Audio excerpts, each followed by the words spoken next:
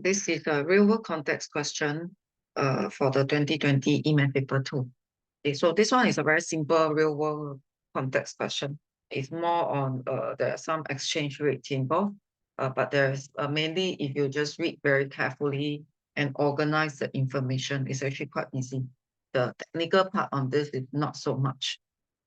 So this girl is going to study in London for a year, and she needs to work out how much money in Singapore dollars that she will need to calculate, that she will need to cover her living expenses.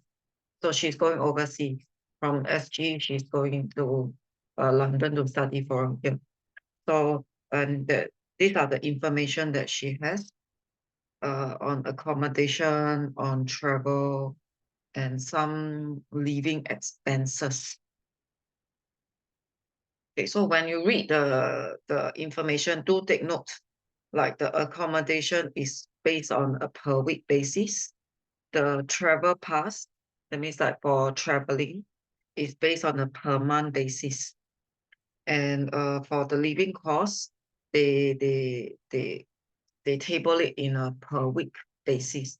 So when you read this, make sure you understand the time frame.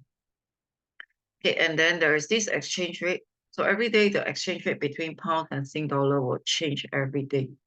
So this table shows the exchange rate in January.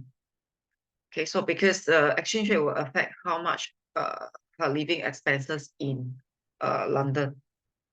So do read the table, do read the graph. So this one will be, you are reading the dollar per pound. Okay, so to facilitate your reading of the graph, the first question here is just like a warm-up question.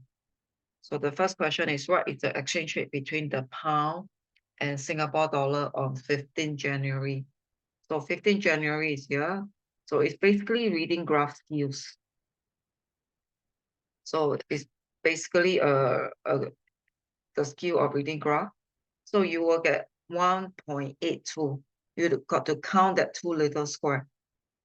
So if you count that two little square, it will be 1.82. Okay, you can see that there are 5 squares here. Then it will be 1.824. So this exchange rate means every pound is equivalent to Singapore dollar 1.824. So that is the reading of this graph. Okay. So then subsequently, the next part get a little bit longer. So she wants to convert her weekly accommodation. So where is her weekly accommodation? So every week she got to pay 217 for accommodation. That means in order to rent the place that she's living in, she needs to pay 217 per week. So we need to work out the difference between the greatest possible and the least possible weekly accommodation. Okay, so it's a fixed amount in pound, 217. How much it costs in Singapore dollar is dependent on the exchange rate. So we got to find the greatest and the least possible accommodation. So in such a case, you got to read the highest. You read the highest, that will give you an exchange rate of every pound will cost 1.86. So every pound will cost 1.86. In such a case, the accommodation, which is a fixed amount in pound, when you convert to Sing dollar, you will cost 403.62. And you can also read the lowest exchange rate here. So when you read the lowest exchange rate, every pound is equivalent to 1.796. That means it's a bit cheaper to get the pound. So in such a case, if you convert, it's only 389.732. So the difference between the highest and the lowest possibility will be, you do the subtraction, it will be 1389. So that's basically how you read this graph. So they are warming you up. The question is meant to lead you on. So it teach you how to read exchange rate, and then how do you convert a fixed amount to Singapore dollar. Then subsequently, the question get longer. Okay, so she has to, Ying's parents will give her an allowance in dollar to cover her total costs, including accommodation and travel. And so she must tell her parents how much she will need for the year. So one whole year in London. So she must work out an estimated cost.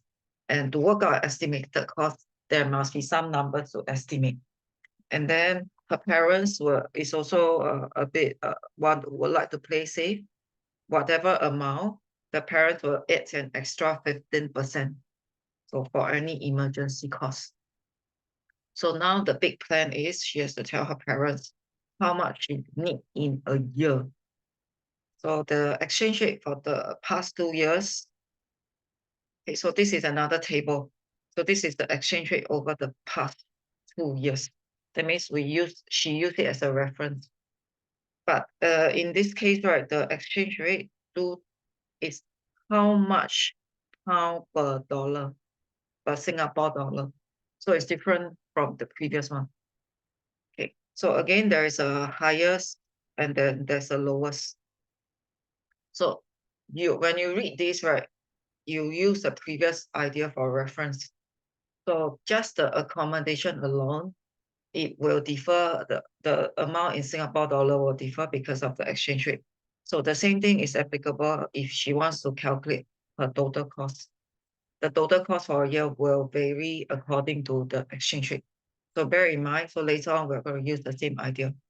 Okay, but first of all, let's calculate the expenses that she needs in pound first. Then we think about the conversion. Okay, so you categorize. Okay, make sure you are very clear what are you categorizing. So because the accommodation is for a week, so in a year, that will be 52 weeks.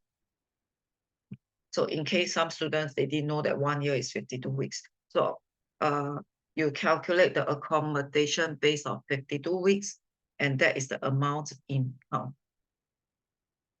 And the travel path is in terms of month. So calculate it in terms of 1 full year. So 1 full year will be 12 months. So she will need this amount for traveling. Okay, all the other costs in the table are based on per week. So the easiest will be you add up all the costs. So this is what I did here. I add up all the costs, and that is for 1 week. So I'm going to lump the other costs in a year. So I multiply by 52 weeks. So at this moment, there are 3 big categories. The accommodation is 1 year. This is the accommodation for 1 year. This is the traveling for 1 year. And this is the other cost for 1 year. So there are 3 big categories of her living expenses. So you total up the 3 main categories. So she will need around 20,000 pounds. And because the parent is adding an extra 15%, so that totally works out to be this amount. So she will need to ask her parents for an equivalent of 23,150 pounds. Okay, so this is the amount that she estimates she will need. So how is she going to ask her parents? So she needs to do the conversion. So you do the conversion. You use this number here. So this number is 0.584. So using this exchange rate. So for every 1 Sing dollar is equivalent to 0.584 pound. So using this exchange rate, convert the 23,000 to the Singapore dollar. So that's around 39,000 Singapore dollar. So same thing, use the lower one. The lower one is 0.504, and you also convert. So then that will be a bit more expensive. So that's around like 45,900, which is around close to 46,000. So how much should she ask her parents? Should she ask her parents for the 39,000 or the 45,900 Sing dollar? So this one you can decide yourself. So you can recommend any amount that can range from 39,600 to 45,900. So you can range. So if I were to give a fixed amount, okay, I think 46,000 is also a reasonable amount. Okay, so it's like a round number, and it's the top range then that to cover the expenses. Or you can do out an average. You can do out an average, the average between 39,000 and 45,000. Okay, or you can do a round number like 42,000.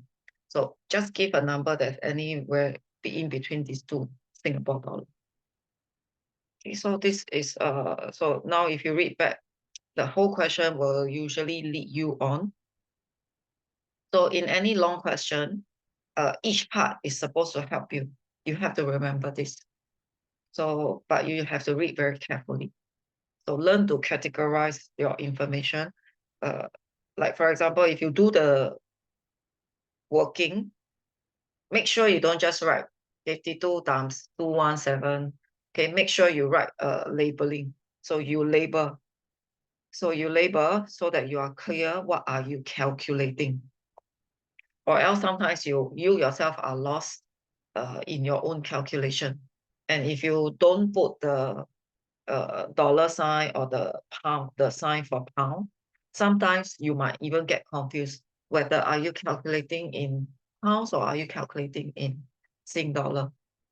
Okay, so label your working to facilitate your own understanding as well. So this one is a real world context. Actually, the year where this question came out, I think most of my students were thinking this one is kind of a giveaway. It's actually really a giveaway. Even a Sec 2 student can do this question. Okay, so that is the real world context for 2020 EMF paper 2.